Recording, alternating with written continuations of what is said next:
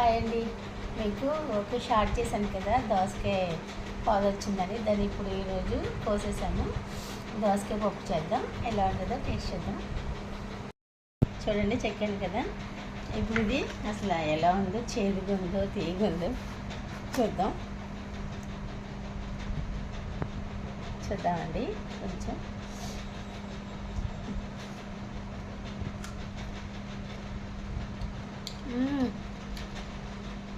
చాలా బాగుందండి. ఇదిగోండి, నేను దోసకాయ అయితే కోసేసాను. దోసకాయ, ఒక పావు కిలో టమాటాలు, 2 ఉల్లిపాయలు, ఒక 10-15 పచ్చిమిర్చి, పప్పు, కొంచెం చింతపండు, పసుపు, ఆయిల్, కారం వేసి కుక్కర్ పెడతాను. అయిపోయాక తాలింపు చూపిస్తాను. చూడండి, ఇందులో పసుపు, కారం, చింతపండు, ఆయిల్ వేసేసాను. ఇప్పుడు కుక్కర్ మూత పెట్టేస్తాను. తాలింపుకి అయితే ఆయిల్ వేసుకున్నామండి.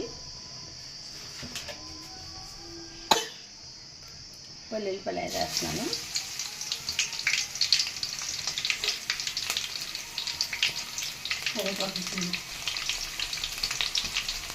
ఎండుమిర్చి, కొంచెం జీలకర్ర,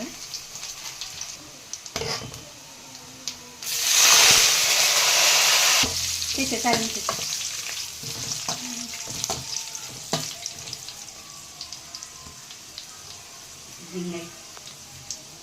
చెనిమిరకాయ కాగి వేగిని అయితే కొద్దిగా తీసుకుందాం, బాగుంటాయి కదండి. అయిపోయింది.